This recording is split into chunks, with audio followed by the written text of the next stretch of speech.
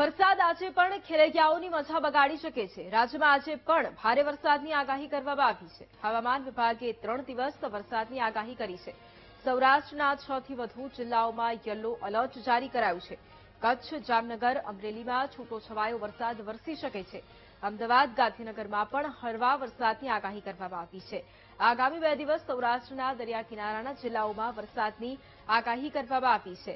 આજે પણ ખેલૈયાઓના રંગમાં ભંગ પાડી શકે છે વરસાદ અને રાજ્યના અલગ અલગ ભાગોમાં વરસાદની આગાહી કરવામાં આવી છે અને આજે પણ નવરાત્રિની મજા બગડી શકે છે। રાજ્યમાં હજુ પણ ભારે વરસાદની આગાહી। સૌરાષ્ટ્ર પંથકમાં રેડ એલર્ટ જારી કરવામાં આવ્યું છે। અલગ અલગ ભાગોમાં વરસાદની શક્યતાઓ પણ છે અને રાજ્યમાં મોટાભાગના જિલ્લાઓમાં વરસાદી માહોલ રહેવાની પણ શક્યતાઓ વર્તાઈ રહી છે। આજે પણ ખેલૈયાઓની મજા બગડી શકે છે કારણ કે વરસાદની આગાહી કરવામાં આવી છે અને મોટાભાગના જિલ્લાઓમાં આજે વહેલી સવારથી જ વરસાદી વાતાવરણ પણ જોવા મળી શકે છે। દક્ષિણ ગુજરાતમાં સૌરાષ્ટ્ર પંથકમાં વરસાદની આગાહી કરવામાં આવી છે। આ સિવાય મધ્ય ગુજરાતમાં પણ છૂટો છવાયો વરસાદ નોંધાઈ શકે છે। રાજ્યના અલગ અલગ ભાગોમાં વરસાદની આગાહી કરાઈ છે।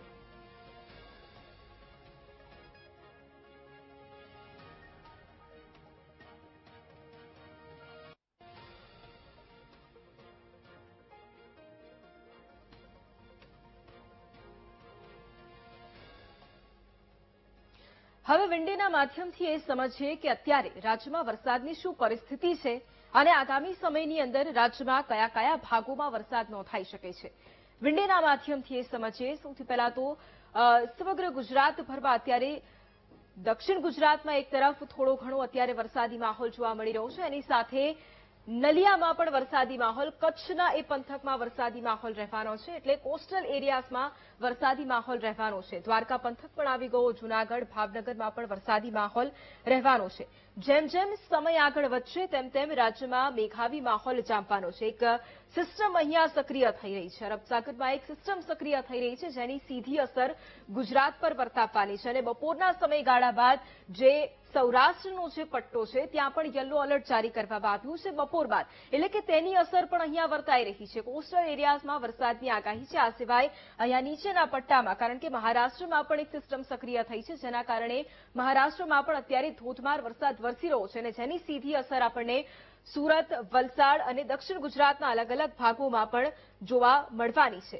હવે બપોરના સમયગાળા બાદની જો વાત કરીએ એટલે કે 1 વાગ્યા બાદનો જે સમયગાળો છે એટલે કે 3 વાગ્યા બાદની પરિસ્થિતિ શું રહેવાની છે એ પણ સમજી લઈએ। તો જૂનાગઢનો જે આખો પંથક છે, આખો વિસ્તાર છે એટલે કે ત્યાં એક મજબૂત વરસાદી સિસ્ટમ સક્રિય થવાની છે અને ત્યાં વરસાદની આગાહી કરવામાં આવી છે। અહીંયા જોઈ શકાય છે કે આખો કોસ્ટલ એરિયા દ્વારકા પણ આવી ગયો અને જૂનાગઢ પંથક છે, ગાંધીધામ છે, ત્યાં વરસાદ વરસી શકે છે, ભારે વરસાદ વરસી શકે છે કારણ કે બપોર બાદ જે આ સિસ્ટમ છે, અરબ સાગરમાં જે સિસ્ટમ છે એ વધારે સક્રિય બનવાની છે જેના કારણે સીધી અસર ગુજરાતના કોસ્ટલ એરિયામાં થવાની છે। સુરત, વલસાડમાં પણ ભારે વરસાદ જોવા મળી શકે છે। દક્ષિણ ગુજરાતમાં ગઈકાલ કરતાં થોડી પરિસ્થિતિ સારી રહી શકે પરંતુ ત્યાં પણ વરસાદી માહોલ રહેવાની પૂરેપૂરી શક્યતાઓ છે।